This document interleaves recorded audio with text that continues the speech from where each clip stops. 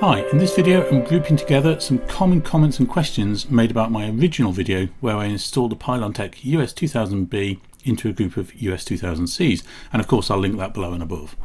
So I'm going to talk about connecting the link cables up, nothing too much there, the address switches and they're different between B and C, so do they even need setting at all? What happens if the run light flashes, does that mean anything at all? What about balancing? Lots of comments about that. Do I need to do it? What's it for in the first place? And finally, a lot of people seem to have a problem with their CAN cable. This joins the inverter to the battery. They've got one from the installer, but when they move from a B to a C, a US2000C, it doesn't work anymore, and we'll look at why. Now for the balancing, I'll do a little lab demo to show why we balance things, and for the cable I'll also show you how I made an adapter to convert a US2000B cable so it will work with the US2000C, and I do sell those on eBay. So anyway, that's it, let's get on with it. So the link ports enable the battery management system to communicate and synchronize all of the batteries in your stack so they can balance the batteries, for example, and share out the current loads between them. My group has a US3000C on the top, then a couple of US2000Cs, and then a 2000B on the bottom. And the link ports work the same across them all. So the cable comes in from the inverter to the master, and we can see that at the top there, it's a port. And then we have link port 1 of the master goes down to link port 0, and link port 0 of the master should be empty. Now they're literally just chained together like that all the way down, and it doesn't matter whether it's a 3000C, a 2000C or a 2000B, the link ports work identically. We just chain them all. So from the master link port 1 to link port 0 of the next one, and then that one's link port 1 comes out and goes into link port 0 of the next one, and so on. And you must fit the cables. Should the run light flash? The answer is yes, it does sometimes. So if it's permanently on, that means it's either powering on or charging. If it's flashing briefly every 4 seconds, that's in its idle or normal mode, it's just sitting there waiting to do something. And if it slowly flashes every 2 seconds, that means it's discharging. And to begin with, until they're balanced, not all the batteries in the group will necessarily be doing exactly the same thing. If it's off, then go and look at the other lights to see if there's an alarm or something like that. These are all in the manual, I'll link it in down below. Okay, on to the dip switches. So first of all, the main thing is just to really note that the US2000C dip switches are mounted upside down. So the position of switch 1 is on the right on the US2000C, it's on the left on the B, and of course the on and off are upside or opposite ways up as well. Now for people with one battery group, so that can be, I think you can have up to 16 batteries in a single group, just set them all to off really. The only one that matters if you've got one group is switch 1, and that's only if you're using RS485 with your inverter instead of a CAN bus with your inverter. So it sets the RS485 speed to match your inverter, and if you switch it on it's 9600, and if you switch it off it's 115,200. So every dip switch in a group of batteries should be set to the same value. Just keep in mind that the 2000C is upside down compared to the 2000B. Although the Pylontech manual does indicate that really only the master matters because it will kind of override whatever is written on those switches in the slaves anyway. Now if you do have multiple groups, then the master in each group, the remaining 3 dip switches, so 2, 3 and 4, must on each group be set to a different value. So the first lot might have it all off, then the second group you might set dip switch 2 to on, and so on. And yeah, that's about it for the dip switches really. For most people, leave them all off. So turning our attention to balancing, I had stacks of comments about balancing. Loads of people seem to have different ideas about it too. And looking on the internet, I also find lots of different ideas. Now this quote on the screen is what Pylontech said in their early manuals. So basically, if the lights are all different when you turn them on, then join them together in idle for 15 minutes or more until the LEDs become similar. And in idle really means it can't be charging or discharging to or from the inverter. So you can either do that in your inverter setup, or you could disconnect the cables or whatever you want, but the batteries themselves must be running. Now my installers installed my second battery and they didn't bother, and it balanced itself, no problem at all. And this does not appear in the latest Pylontech manuals. Now my method is to look and see what my stack of batteries is at and look at what my new one is at, and just wait until the lights are the same before I install it. Now, to explain why you might want to make sure they are the same, I'm going to do a little experiment in the lab and show you the theory and practice of what happens if your batteries are not balanced. But I suppose I wanted to illustrate a little bit why, and I don't want to do that with the real batteries because it's a bit of a hazard working very high currents and very high voltages to demonstrate the point. So I'm actually going to use a pair of rechargeables here and this rechargeable here as well. So these two are actually balanced. So these are normal, what size are they? 18650s. So they're just bog standard rechargeable batteries. They've been charged. So if we measure the voltage on this one with the right wires, 3.914. If we measure this one, it will be very close, 3.918. Now this guy has been partly discharged. So I've had it discharging about, I don't know, it's probably discharged by about 500-600 milliamp hours, maybe a bit more. So there we go, 3.543. So you can see that as it's discharged, the battery voltage has dropped. And that does happen with the Pylontechs as well. If you look at the voltage, they're nominally, I think, 48 volts, but they will vary between about 45 volts and about 50-ish volts, depending how much charge they've got. So I'm going to set up a little experiment where I'm going to connect these two to power a load, and these are in balance, and we'll look how the current leaves each battery. How does the electricity flow from each battery to do that? And then I'm going to swap one of these out and I'm going to replace it with this partially discharged one, and we'll look at that current again and see how that behaves. So if you're just learning electronics, then now is a good time to stop and actually predict what's going to happen. Now, to measure the current, I don't have any perfectly matched current meters. So I'm going to need to use some voltmeters to do that. And the way that I'm going to do that, so that, because I don't want the meter, if I just put a meter into the circuit, then the meter will form part of the test conditions. And I don't really want that to happen. I want the behavior of the circuit to be independent of the meter. So I'm going to attach to the positive terminal of each battery a 1 ohm resistor.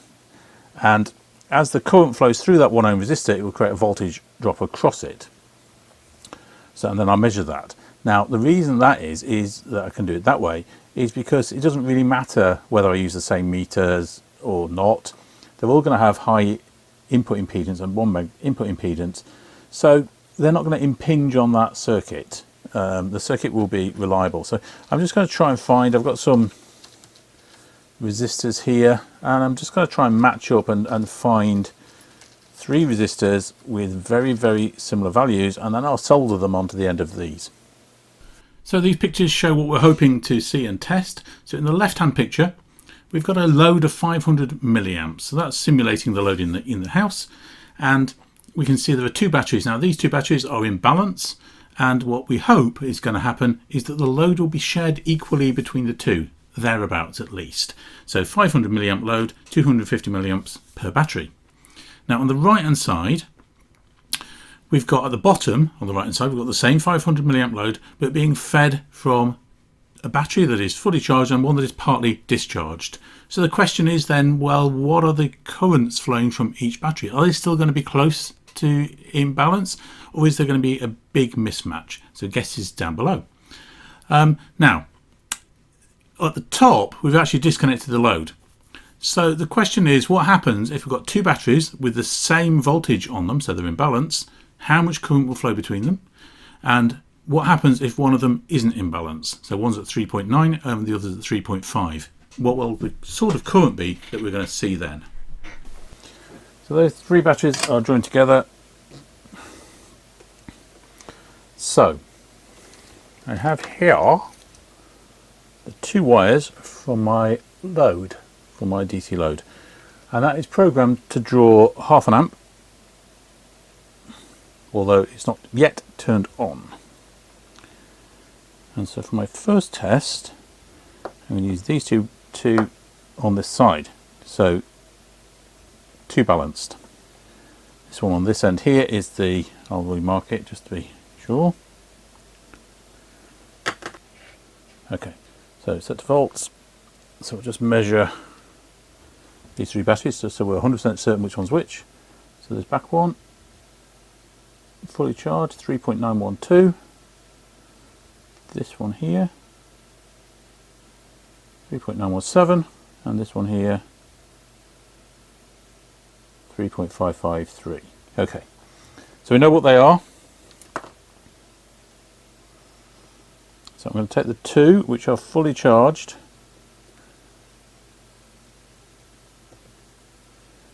wind these ends together, and they will clip onto the positive of the adjustable load. Make sure that's turned off, and that's the negative.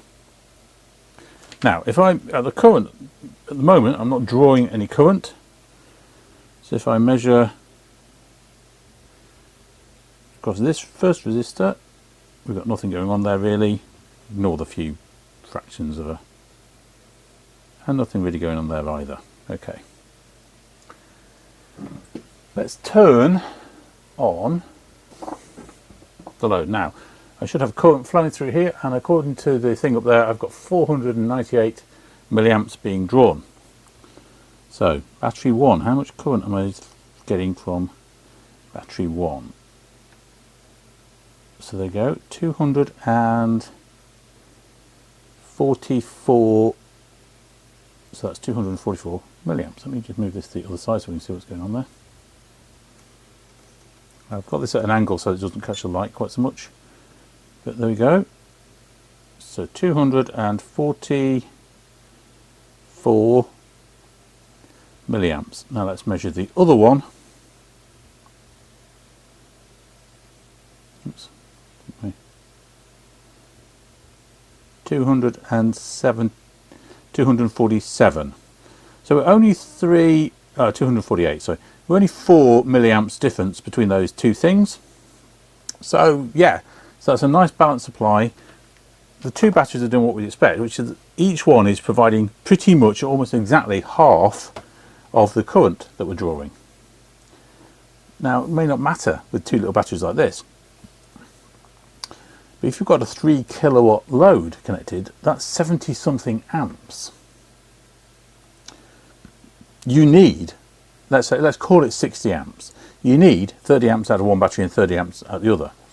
The battery management systems will be monitoring if it overheats. It's going to shut one of the batteries down, then all the load will be coming out the other one. That's going to overheat in seconds and shut down as well.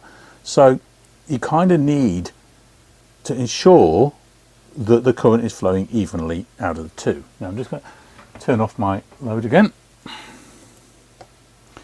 And instead of those two batteries, I'm going to join these two batteries. So we saw there was no load connected on the other one, that essentially nothing flowed through either resistor. Let's see if that's true now. It's not true. So I've got nothing connected at all, and I've got 160 milliamps flowing out of this one. And it may not surprise you to find out that I've got about 160 milliamps flowing in to this one. So essentially, current is flowing from one to another. Let's see what happens when we join it up to a load. So, for reference, by the way, what I've just demonstrated there is the self-balancing mechanism that you use for the batteries, which is that you essentially leave the batteries connected to each other, all sitting in idle, and you don't allow the inverter to communicate with them, so it cannot request any current. So all that actually happens is the battery management system levels up the different batteries. Okay, let's put our load on. And we're drawing 498 milliamps again. And let's measure the two terminals. So here you go. Out of the first one, so this is the full battery, we're drawing 400 milliamps. out of the second one,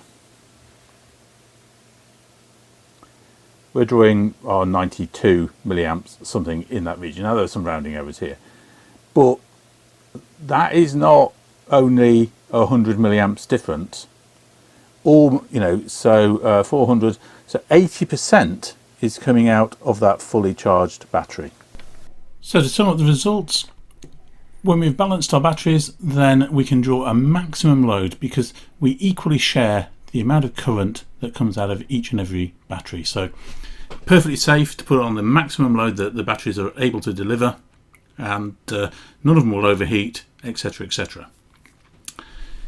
If we look at the second side, the top right, then if we don't connect, if we have unbalanced batteries and we don't connect a load to them, then they're free to self-balance. But these are lithium polymer batteries, and they do have to charge at certain rates. If they're, for example, 90% charged, they will charge at a slower rate than if they are 50% charged. So the battery management system does have to be turned on and working properly in order to manage the charging of the battery. Otherwise, you could lose life on that battery. When we run a load in an unbalanced state, so this is the bottom right, then we can't deliver the maximum load. And that's because even though there's sort of, you know, one of these batteries in this example is full and the other one is probably at about 70% full, even though that's the case, a disproportionate amount of current comes out of the fully charged battery. Now that's going to cause it to potentially overheat, and then the battery management system will have to restrict that, or the battery management system will have to restrict it so that it doesn't exceed what the bottom one is delivering. So you can't necessarily get your maximum load, and if you do, you might overheat some of your batteries, then they shut down, etc., etc. So yeah, you want to get your batteries into a balanced state before you start drawing a large load. And so onto the CAN connector, which connects the battery to the inverter, and quite a lot of people seem to plug in their new battery and see an alarm signal. Now that might be because it's wired up wrong, or it might be because there's a communication problem between the battery and the inverter, because Pylontech changed the pin out of the CAN connector between the 2000B and the 2000C.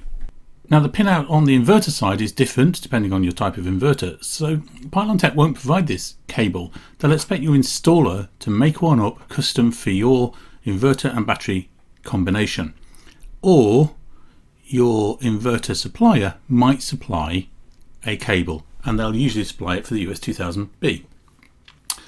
So if you've had it working with a 2000B and you plug in the 2000C and you get an alarm, it's probably a cable that is the problem. So we can see on the diagram that on the 2000B the ground connection is going to pin 2 of the CAN port, and CAN H and CAN L are on 4 and 5 respectively. CAN H and CAN L have been left alone, but on the US2000C they've specified that pins 1, 2 and 3 shouldn't be connected to anything at all, and they actually say if you connect something to it, it can cause the battery management system to malfunction, and it does. So what have they done with the ground? Well, they've moved it right across onto pin 6, which is the same position as the ground for the RS485 connection, which they've also added into this.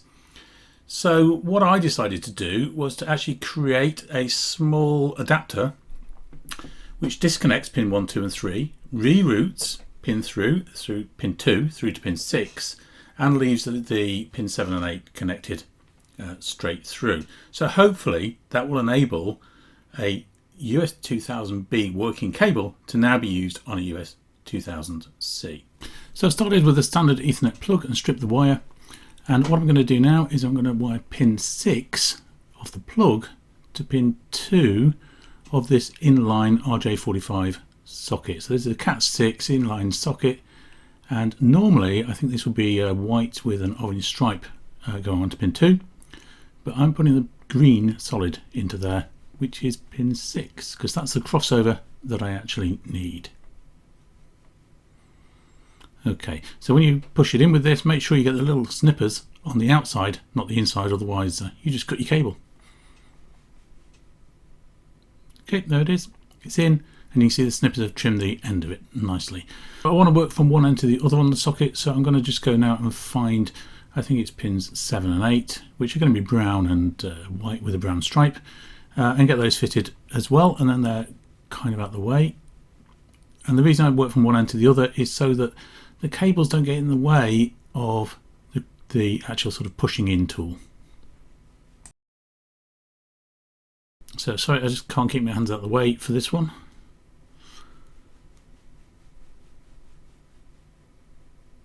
Okay, and there they are, both pushed in neatly and trimmed off at the edges.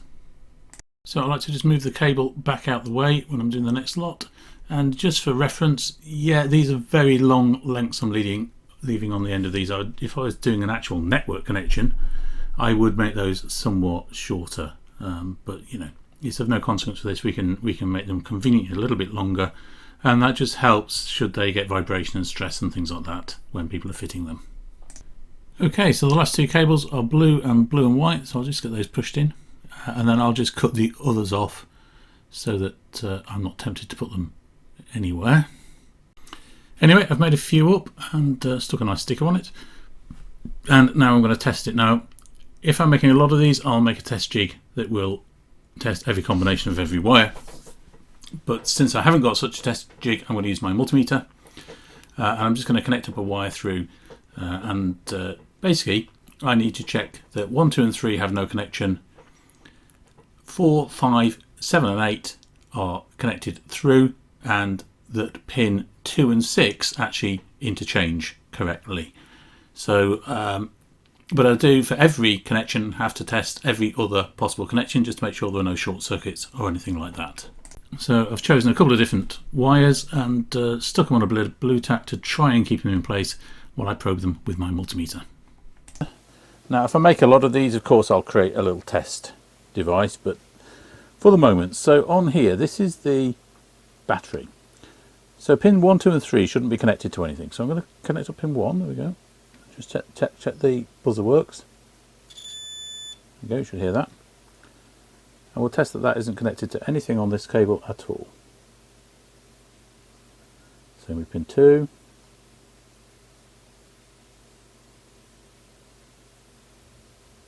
Same with pin 3. Now pin 4 on this cable, let me get it right, 1, 2, 3, 4. Pin 4 on this cable should be connected to pin 4 on this cable, and of course nothing else. So 1, 2, 3, 4, perfect. 5, 6, 7, oh, 8. I missed one of those. There we go. Right. Pin 5 should be to 5 and nothing else. 1.